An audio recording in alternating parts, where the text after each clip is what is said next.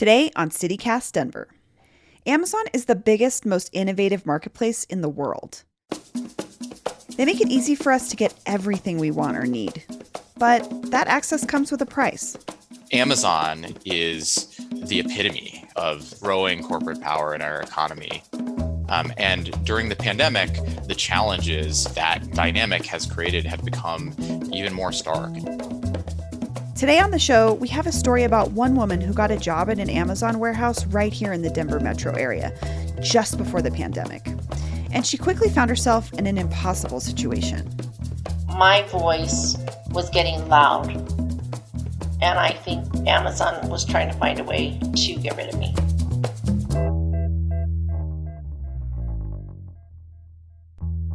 Today is Friday, May 7th, 2021. I'm Bree Davies, and this is CityCast Denver.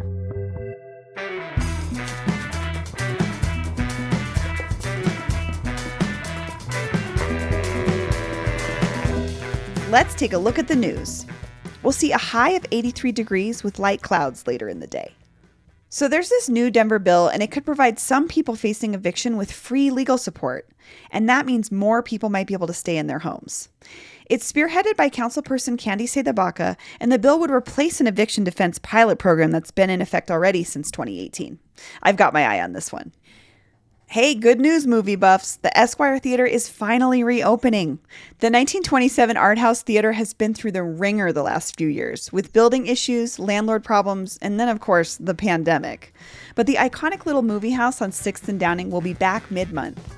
And for you Rocky Horror fans, hopefully the weekly screenings will return then, too. Anyone else feel a lot of Amazon guilt this past year? I hate that the pandemic has forced me to order more from the e-commerce giant, but it's the reality that many of us have had to deal with. They just make it so dang easy. What's more troubling is all the news coming out about how Amazon treats its warehouse workers. The big story earlier this year was from Bessemer, Alabama, where many workers wanted to form a union to help improve their working conditions. But it turns out there are problems happening right here in Colorado too, allegedly. Hopefully this will help, somebody listening get the story about Amazon. Today we're going to hear from Linda Rodriguez. She worked at an Amazon warehouse or fulfillment center in Thornton last year, just as the pandemic was starting. She complained about the COVID precautions they had in place. Then she was fired. Sure. Sorry. Do you mind if I close these doors? Hold on one second. I'll close these doors. Yes. Okay. All right. Thank you. All right. Bye. David Seligman is an attorney and executive director of Towards Justice, a nonprofit legal organization based in Denver. I'll talk with David about this case, and you'll also hear a few excerpts from a conversation we had with Linda earlier this week. David, this week you filed a formal administrative complaint with the Colorado Department of Labor regarding the treatment of workers in an Amazon fulfillment warehouse in Thornton, and specifically the case of one woman, Linda Rodriguez. Can you talk about the essence of this complaint? Our client, Linda Rodriguez, alleges that during the spring and summer of 2020, that when she was speaking out on her own behalf and on behalf of her coworkers at the Amazon Fulfillment Center in Thornton, Colorado, about Amazon's policies and practices that were increasing the risk of spread of COVID-19 within the warehouse, that when she spoke out about those issues, she was retaliated against, she was fired.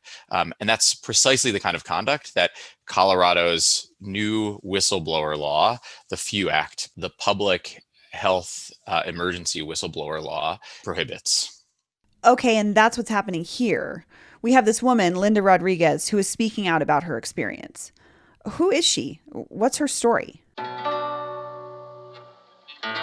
I was born and raised here in Colorado. I was born in Delta, and right out of high school I moved to Denver. Got married, had my kids, and 6 grandkids. Miss Rodriguez worked at thousands of others in Colorado. She worked at a large Amazon fulfillment center. At the time, it was just making some money. I didn't make it thinking I was going to make a career of it or anything like that. I honestly didn't know what to expect because I've never worked in warehouse before. It was $17 an hour, And at a time, it was time and a half on overtime. But I believe in May, they did double overtime. She worked grueling hours at a breakneck pace during the pandemic, as many of us were working from home and on Zoom calls.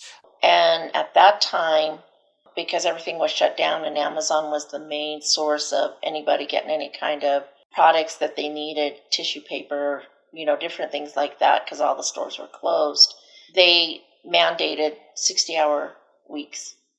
And it was very intense, very, very hard work. It was because of all of that work, all of that work during the pandemic drove Amazon's tremendous revenues during 2020.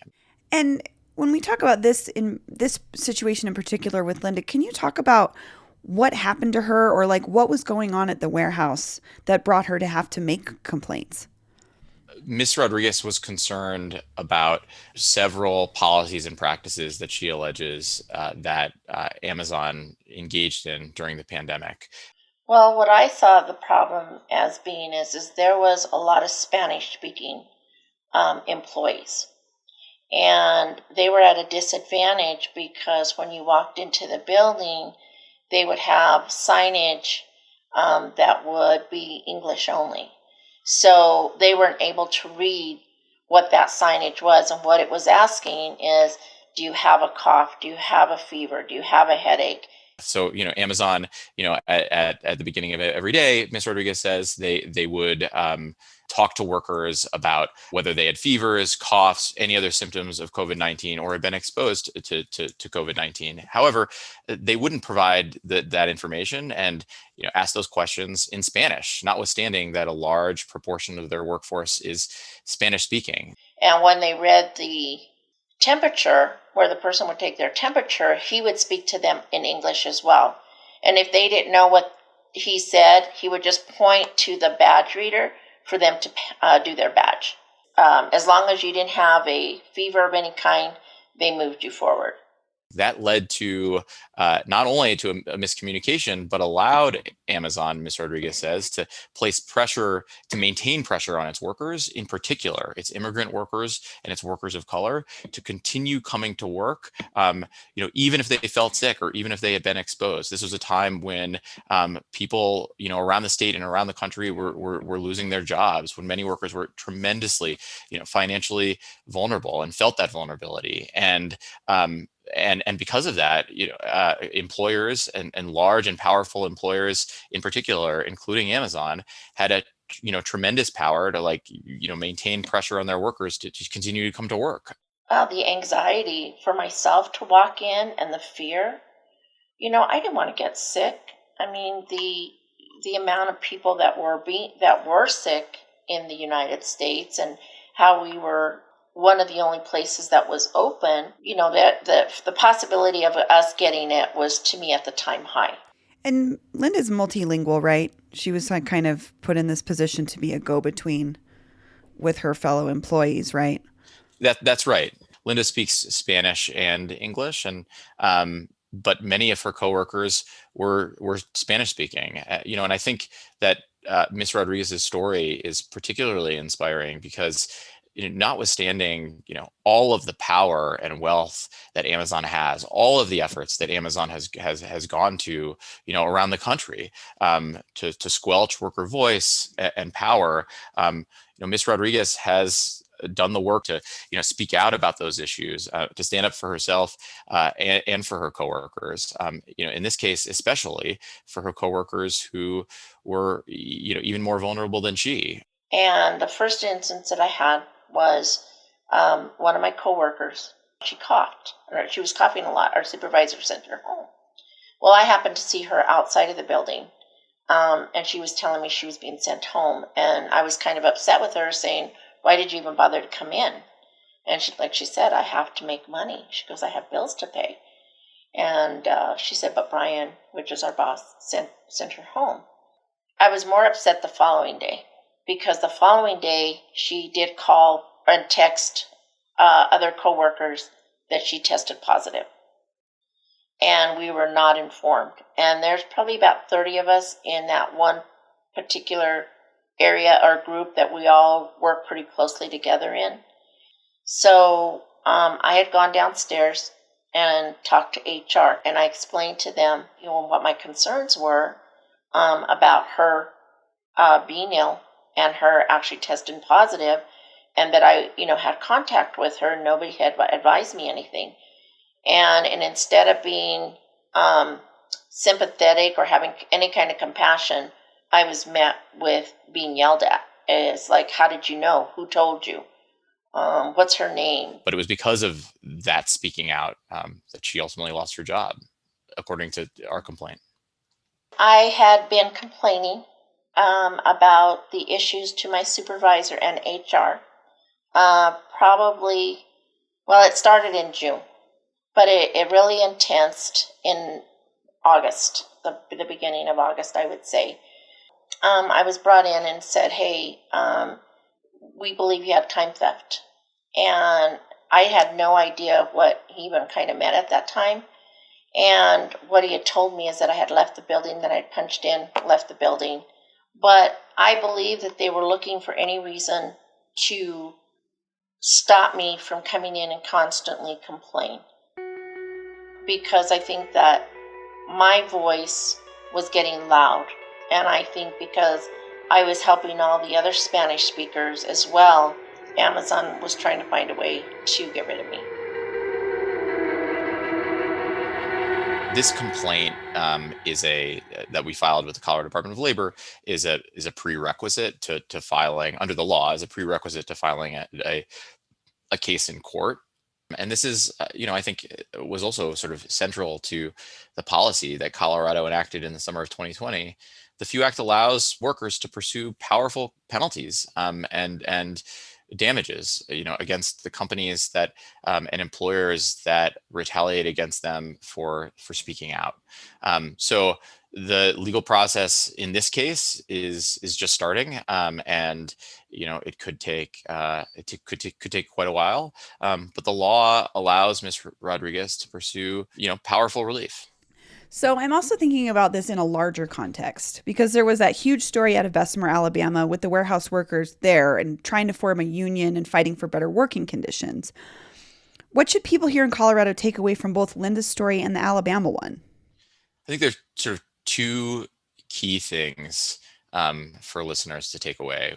Notwithstanding all of Amazon's tremendous wealth and power and wealth that has only increased during the pandemic, they have gone to extraordinary efforts in many cases to prevent workers from, exercising their voice and their power to speak out about COVID-19 issues. But as we, saw in Bessemer and have seen in other instances, about, other issues generally. At the same time, there continue to be workers who are willing to speak out against some of the wealthiest and most powerful companies in the history of the world. Their interest in speaking out, even if it means facing the risk of retaliation, that inspires me and makes me optimistic that we can help to rebalance our economy and the sort of asymmetries of power that exist within it. The other, I think, takeaway from this case is that laws matter, right? That the work that the Colorado legislature did during the summer of 2020 and worked hard on some really important laws to, protect workers and to help the state fight the pandemic, that those laws matter and they matter quickly. And that it's those sort of legal tools that aren't available in other states that allow Ms. Rodriguez to make this claim. In enacting the FEW Act, I think that they, have given workers, the ability, like a tool, to raise their voice in the way that Ms. Rodriguez has, and that's something that we should be mindful of here. Well, David, thank you so much for joining me today. Thank you so much, Bree.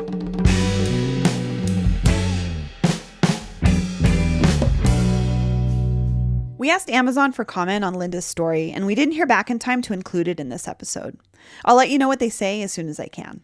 Until then, we thought it might be a good idea to try to understand what's happening at that warehouse in a different way. So we looked up the state's COVID outbreak data to see if there have been any reported outbreaks. It turns out there have not been any reported outbreaks at the facility where Linda worked, Den 3, but there was a reported outbreak at Den 5 in Adams County. There were 6 reported cases there back in July of 2020.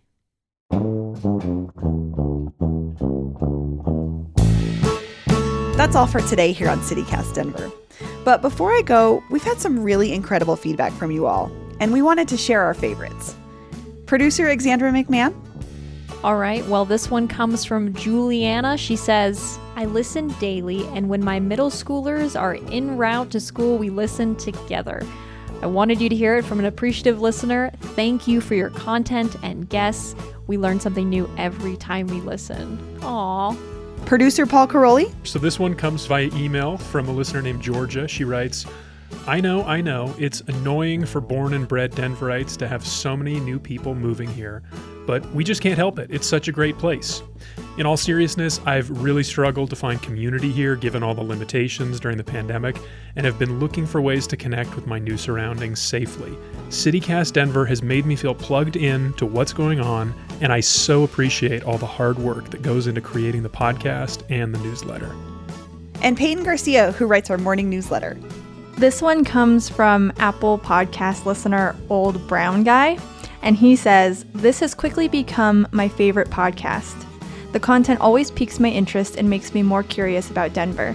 I am a native, and you guys are telling me brand new things about a city I thought I knew. Yay! I love that.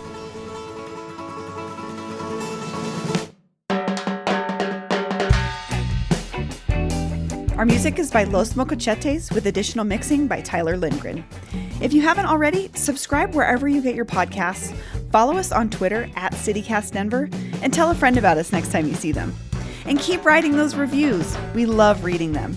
You can sign up for our daily newsletter and learn more about us at denver.citycast.fm. See you later. Hey, okay, all right. Hey, what's up, guys? Welcome to my channel.